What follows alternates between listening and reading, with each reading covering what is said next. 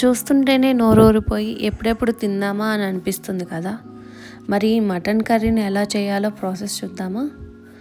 First 1 kg మటన్ని ఉప్పు వేసి నీట్గా వాష్ చేసుకొని దానిలో 3 స్పూన్స్ కారం, 2 స్పూన్స్ ఉప్పు, 1 టీ స్పూన్ పసుపు, 1 స్పూన్ జీలకర్ర పొడి, 1 స్పూన్ ధనియాల పొడి, 1 స్పూన్ గరం మసాలా, 2 స్పూన్స్ అల్లం వెల్లుల్లి పేస్ట్ యాడ్ చేసుకొని ముక్కలకి బాగా పట్టించి మ్యారినేట్ చేసి 2 hours పక్కన పెట్టాలి.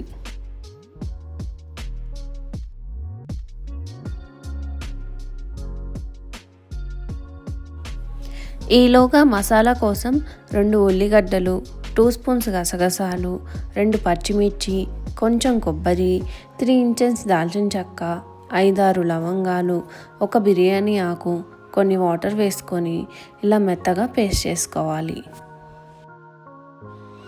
ఇప్పుడు ఒక ప్యాన్లో 4 స్పూన్స్ ఆయిల్ వేసుకొని దానిలో మనం ప్రిపేర్ చేసుకున్న ఆనియన్ మసాలా వేసి ఆయిల్ పైకి తేలే వరకు మాడిపోకుండా వేయించుకోవాలి. ఇప్పుడు మ్యారినేట్ చేసుకున్న మటన్ని యాడ్ చేసి మొత్తం ఒకసారి మసాలాలో కలిపి 3 టమాటాలు మెత్తగా పేస్ట్ చేసి ఆ పేస్ట్ని మటన్లో యాడ్ చేసి ఆయిల్ పైకి వచ్చే వరకు వేపుకోవాలి.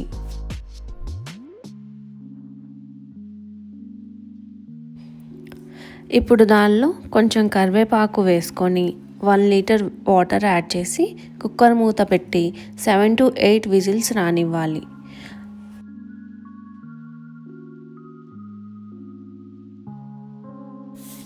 ఆ తర్వాత ఆవిరి మొత్తం పోయే వరకు వెయిట్ చేసి మూత ఓపెన్ చేసి చూస్తే 75% మటన్ ఉడికిపోయి ఉంటుంది. ఇప్పుడు మిగతా వాటర్ కూడా మొత్తం అయిపోయి ఈ కన్సిస్టెన్సీ వచ్చే వరకు ఉడికించుకోవాలి. ఈ స్టేజ్లో మటన్ ఉడికిందో లేదో టేస్ట్ చేసి ఉప్పు కారం కూడా సరిపోకపోతే అడ్జస్ట్ చేసుకొని స్టవ్ ఆఫ్ చేసి ఒక 10 minutes ఆగి వేడి వేడి అన్నంలో ఈ కర్రీ వేసుకొని తింటుంటే ఎప్పటికంటే కూడా 4 ముద్దలు ఎక్కువే తింటారు. ఒకసారి మీరు కూడా ట్రై చేయండి. Thanks for watching.